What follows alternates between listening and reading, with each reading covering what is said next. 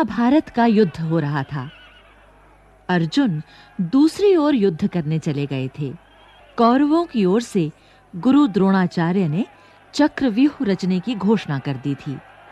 चक्रव्यूह की इस घोषणा से युधिष्ठिर बहुत चिंतित थे। पास ही भीम, नकुल और सहदेव भी माथे पर हाथ रखे बैठे थे।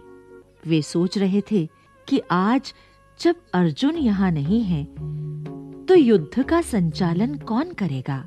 बात ये थी कि पांचों पांडवों में अर्जुन के अतिरिक्त चक्रव्यूह को भेदना कोई नहीं जानता था। अर्जुन इस समय थे नहीं, इसलिए युधिष्ठिर, भीम, नकुल, सहदेव सभी चिंतित हो रहे थे। इतने में बाहर से कुछ शोर सुनाई पड़ा और दौड़ता हुआ अभिमन्यु शिविर में घुसा। उसने पहले महाराज युधिष्ठिर को प्रणाम किया, फिर औरों को। महाराज युधिष्ठिर ने आशीर्वाद दिया और पूछा, अभिमन्यु, तुम इतने उत्तेजित क्यों हो रहे हो? क्या बात है? आज मैं युद्ध करने जाऊंगा। मुझे आज्ञा दीजिए महाराज। अभिमन्यु ने हाथ जोड़कर कहा।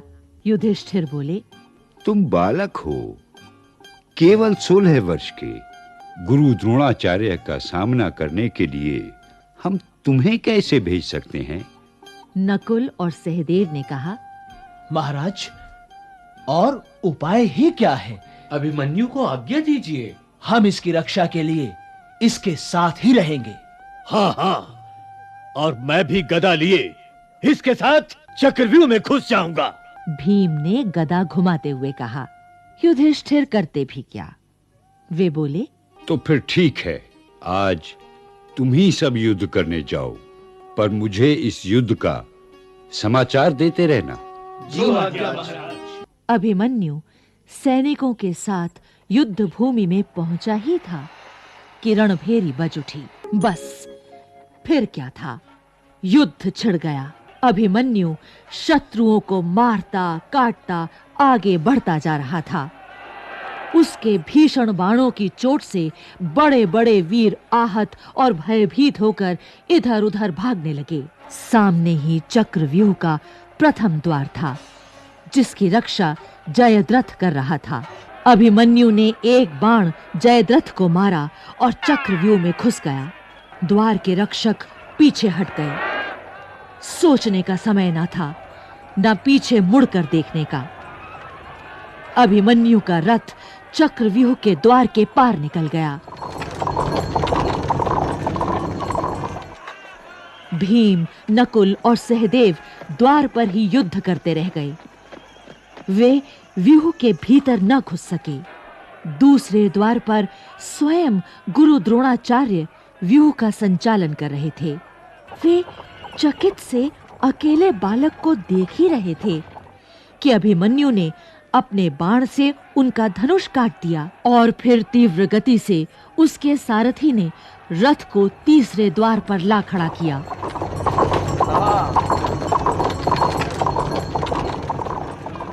अभिमन्यु जिस वेग से अपने चारों ओर बाण छोड़ रहा था, उससे शत्रुओं का उत्साह एकदम मंद पड़ गया। उस वीर बालक का सामना करने में कर्ण और दुर्योधन जैसे वीर भी असमर्थ रहे। जब अभिमन्यु छठा द्वार भी पार कर गया तो कौरवों को चिंता हुई। इतना बड़ा चक्रव्यूह रचकर भी 16 वर्ष के बालक से कहीं उन्हें मुंह की ना खानी पड़े। और तब दुर्योधन की सलाह से सातों द्वारों के योद्धा मिलकर अभिमन्यु पर टूट पड़े। ये देखकर अभिमन्यु का सारथी बोल उठा, ये अन्याय है। मैं तीव्र गति से रथ को मोड़कर तुम्हें सुरक्षित बाहर ले चलता हूं। कल अर्जुन के साथ आएंगे और युद्ध करेंगे। नहीं, नहीं, अर्जुन का पुत्र होकर मैं युद्ध भूमि में पीठ नहीं दिखा सकता। तुम रथ को सातों महारथियों के बीच में घुमाते रहो और फिर देखो मेरा कौशल। अभिमन्यु बोला। सारथी रथ को घुमाने लगा।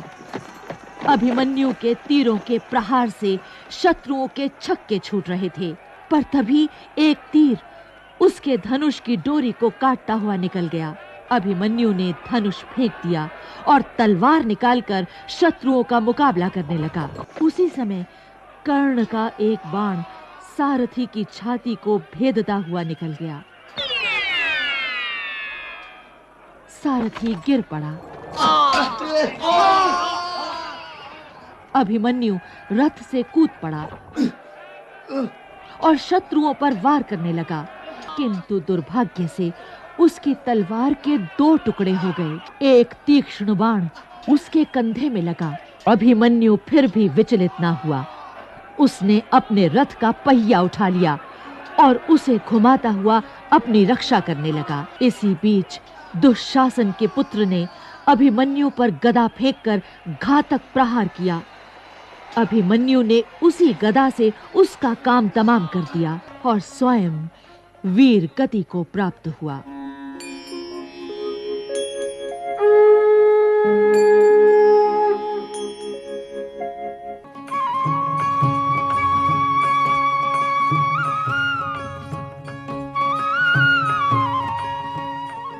कहां 7 महारथी और कहां 16 वर्ष का अभिमन्यु, परंतु उसके साहस और शौर्य का कोई मुकाबला न था।